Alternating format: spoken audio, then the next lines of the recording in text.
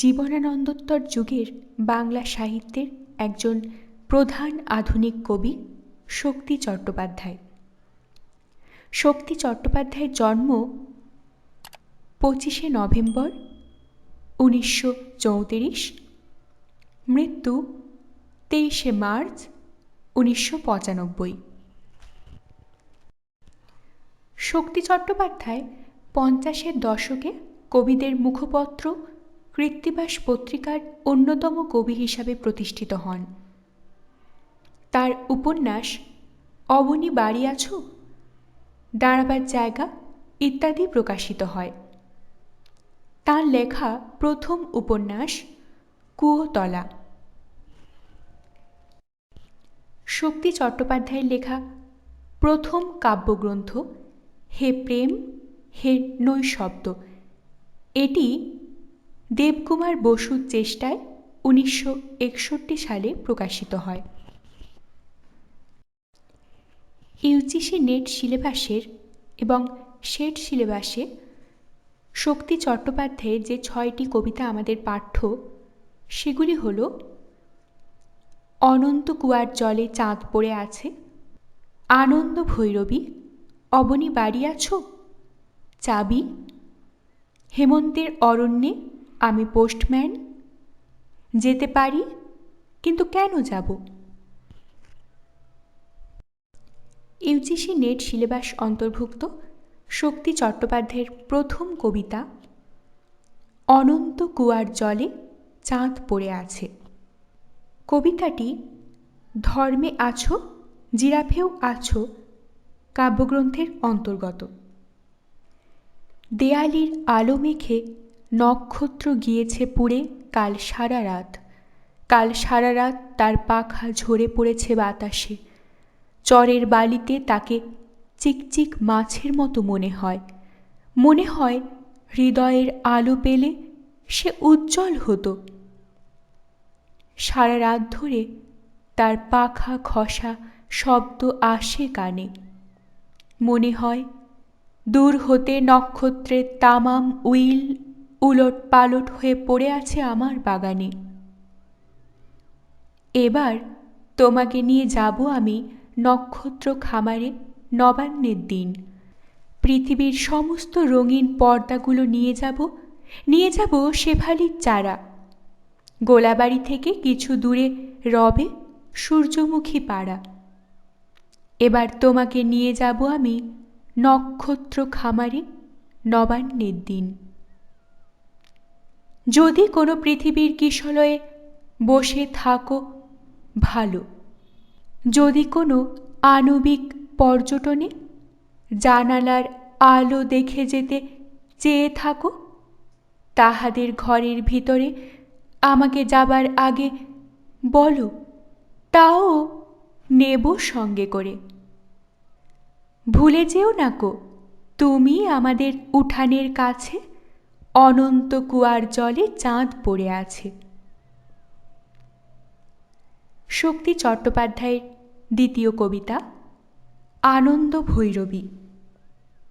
কবিতাটি ধর্মে আছো জেরাফেও আছো কাব্যগ্রন্থের অন্তর্গত। আজ সেই ঘরে এলায়ে পড়েছে ছবি, এমন ছিল না আষাঢ় শেষের বেলা, উদ্যানে ছিল বর্ষা পীড়িত ফুল, আনন্দ ভৈরবী। আজ সেই গোঠে আসে না রাখাল ছেলে, কাঁদে না মোহন বাঁশিতে বটের মূল, এখনো বরষা কোদালে মেঘের ফাঁকে বিদ্যুৎ রেখা মেলে। সে কি জানিত না এমনই দুঃসময় লাফ মেরে ধরে লাল মোরগের ঝুঁটি? সে কি জানিত না হৃদয়ের অপচয় কৃপণের বাম মুঠি? সে কি জানিত না যত বরে বাজবানা তত বিখ্যাত নয় এ হৃদয়পুর? সে কি জানিত না আমি তারে যত জানি আনখ সমুদ্দুর? সে কি জানিত না যত বড় রাজধানী তত বিখ্যাত নয় এ হৃদয়পুর?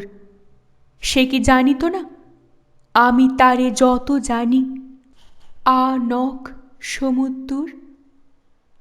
আজ সেই ঘরে এলায়ে পড়েছে ছবি, এমন ছিল না আষাঢ় শেষের বেলা, উদ্যানে ছিল বরষা পীড়িত ফুল, আনন্দ ভৈরবী। তৃতীয় কবিতা, অবনী বাড়ি আছো।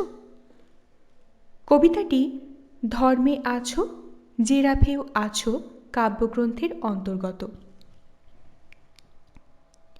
দুয়ার এঁটে ঘুমিয়ে আছে পাড়া, কেবল শুনি রাতের কড়া নাড়া। অবনী বাড়ি আছো। বৃষ্টি পড়ে এখানে 12 মাস, এখানে মেঘ গাভীর মতো চড়ে। পরাং মুখ সবুজ নালি ঘাস, দুয়ার চেপে ধরে। অবনী বাড়ি আছো। আধেক লীন হৃদয়ে দূরগামী, ব্যথার মাঝে ঘুমিয়ে পড়ি আমি। সহসা শুনি রাতের কড়া নাড়া। অবনী বাড়ি আছো। চতুর্থ কবিতা, চাবি। কবিতাটি ধর্মে আছো জিরাফেও আছো কাব্যগ্রন্থের অন্তর্গত। আমার কাছে এখনো পড়ে আছে তোমার প্রিয় হারিয়ে যাওয়া চাবি। কেমন করে তোরঙ্গ আজ খোলো। থুতনি পরে তিল তো তোমার আছে এখন। ও মন নতুন দেশে যাবি। চিঠি তোমায় হঠাৎ লিখতে হলো। চাবি তোমার পরম যত্নে আছে, রেখেছিলাম, আজই সময় হলো। লিখিও, উহা ফিরত চাহ কি না। অবান্তর স্মৃতির ভেতর আছে তোমার মুখ অশ্রু ঝলমল। লিখিও, উহা ফিরত চাহ কি না। পঞ্চম কবিতা, হেমন্তের অরণ্যে আমি পোস্টম্যান। কবিতাটি হেমন্তের অরণ্যে আমি পোস্টম্যান কাব্যগ্রন্থের অন্তর্গত। হেমন্তের অরণ্যে আমি পোস্টম্যান ঘুরতে দেখেছি অনেক। তাদের হলুদ ঝুলি ভরে গিয়েছিল ঘাসে আবিল ভেড়ার পেটের মতন। কত কালের পুরনো নতুন চিঠি কুড়িয়ে পেয়েছে ওই হেমন্তের অরণ্যের পোস্টম্যানগুলি। আমি দেখেছি কেবল অনবরত ওরা খুঁটে চলেছে বকের মতো নিভৃতে মাছ। এমন অসম্ভব রহস্যপূর্ণ সতর্ক ব্যস্ততা ওদের। আমাদের পোস্টম্যানগুলির মতো নয় ওরা, যাদের হাত হাতে অবিরাম বিলাসী ভালোবাসার চিঠি আমাদের হারিয়ে যেতে থাকে। আমরা ক্রমশই একে অপরের কাছ থেকে দূরে চলে যাচ্ছি। আমরা ক্রমশই চিঠি পাবার লোভে সরে যাচ্ছি দূরে। আমরা ক্রমশই দূর থেকে চিঠি পাচ্ছি অনেক। আমরা কালই তোমাদের কাছ থেকে দূরে গিয়ে ভালোবাসা ভরা চিঠি ফেলে দিচ্ছি পোস্টম্যানের হাতে।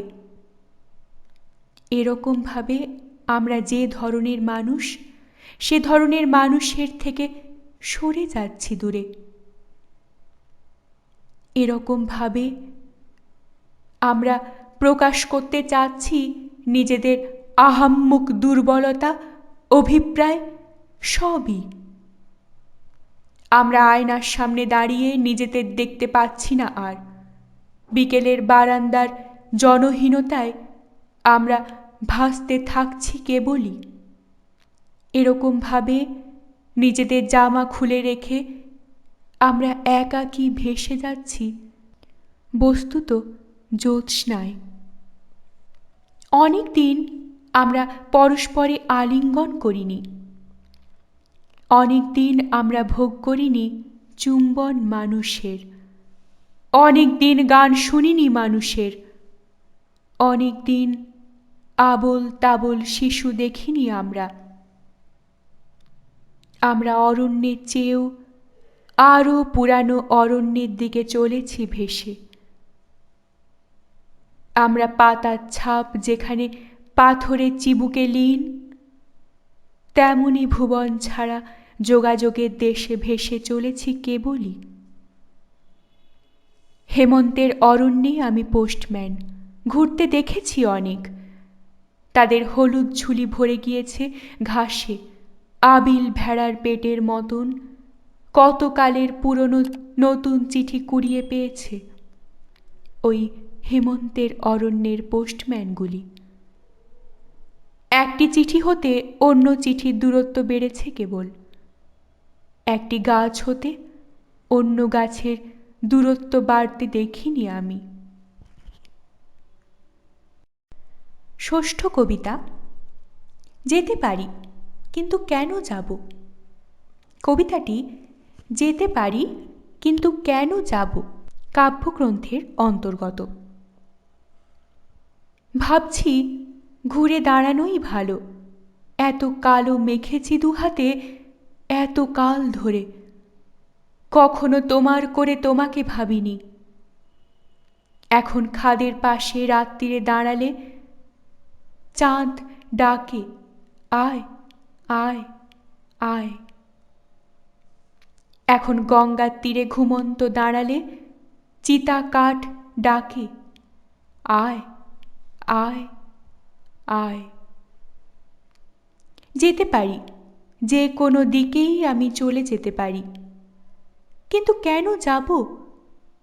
সন্তানের মুখ ধরে একটি চুমু খাব, যাব, কিন্তু এখনই যাব না।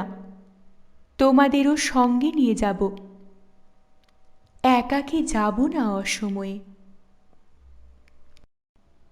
শক্তি চট্টোপাধ্যায়ের ইউজিসি নেট সিলেবাসের অন্তর্ভুক্ত 6টি কবিতায় পাঠ দিলাম। ভালো লাগলে অবশ্যই লাইক করবেন, শেয়ার করবেন এবং চ্যানেলটিকে সাবস্ক্রাইব করে পাশে থাকবেন। ধন্যবাদ।